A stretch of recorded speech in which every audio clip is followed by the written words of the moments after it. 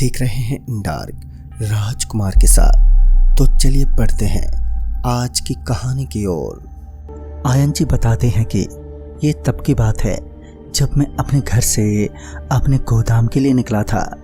वो क्या है कि उन दिनों मेरी नाइट शिफ्ट लगी हुई थी, जिसके चलते मुझे और कुछ साथियों को बहुत दिक्कत पेश आ रही थी। खैर काम तो काम है, करना तो था ही। और जब मैं घर से तकरीबन रात के 10 बजे के आसपास निकला तो मैं नेपालिया वाले सर्विस रोड पर पहुंचा। तो मैंने हमेशा की तरह छोटा रास्ता ले लिया जो कि एक कॉलोनी से होकर जाता था। उस कॉलोनी वाले रास्ते पर जैसे ही मैं पहुंचा कि मुझे एक लड़की नजर आई जो गुमसुम खड़ी थी।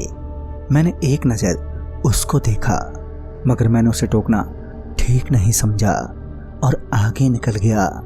मैंने अभी उस लड़की को पीछे ही छोड़ा था कि बगल के बोर्ड पर मेरी नज़र पड़ गई, जिसके ऊपर वही लड़की बैठी हुई थी।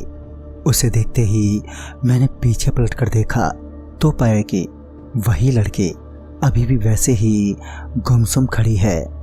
मैंने बाइक की स्पीड तेज कर दी थी ताकि जल्दी से कॉलोनी से बाहर निकल जाऊं, मगर अचानक ही मेरी बाइक झटके से बंद पड़ गई और बाइक के बंद पड़ते ही मेरा बैलेंस बिगड़ा और मैं वहीं पर नीचे गिर पड़ा।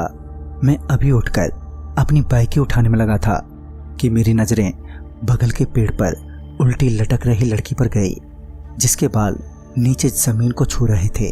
और वहीं वो लड़की मेरे को देखकर मुस्कुराए जा रही थी। उस वक्त उस रास्ते पर दूर दूर तक मेरे अलावा और कोई नज़र नहीं आ रहा था।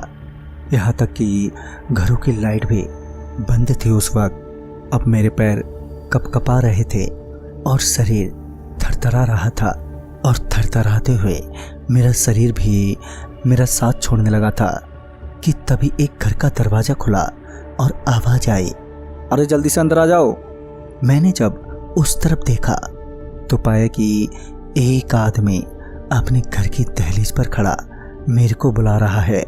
मैं तुरंत ही उसकी ओर भागा।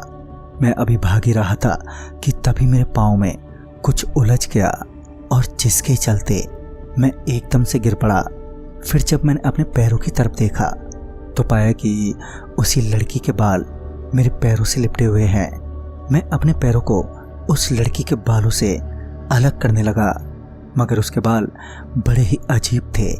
मैं जितना उन्हें अलग करता उतना ही वो मेरे से लिपट जाते, और देखते ही देखते उसके बालों ने मुझे मानो निगलना शुरू कर दिया था।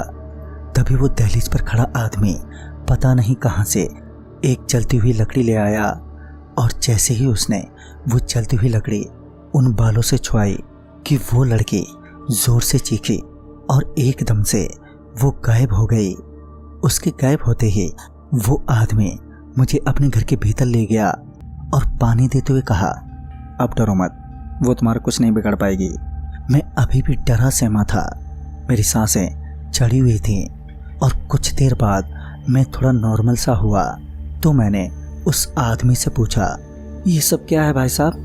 तो इस पर वो मुझे अपने घर की छत पर ले गया और सामने के मैदान की तरफ इशारा करते हुए कहा, तुम्हें वहाँ पर क्या दिखाई दे रहा है? फिर जब मैंने उस मैदान की तरफ देखा तो पाया कि उस मैदान के एक पेड़ से 3 लोग लटके हुए हैं और बुरी तरह से छटपटाए जा रहे हैं।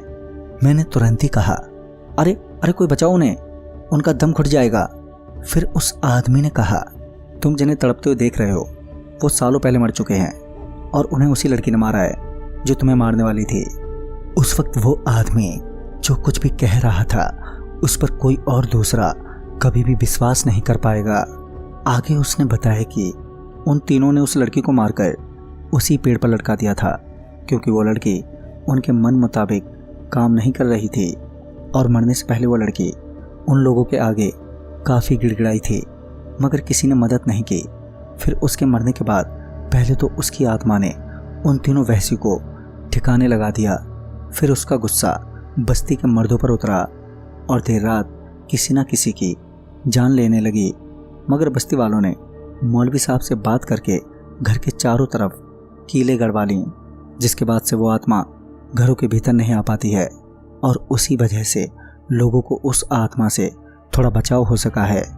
दोस्तों, ये सब जानने के बाद मेरे पैरों तले ज़मीन खिसक गई थी और मैं बुरी तरह से डर रहा था, पर उस आदमी ने मुझे कैसे भी करके संभाला और फिर मैं वापस अपने घर चला गया।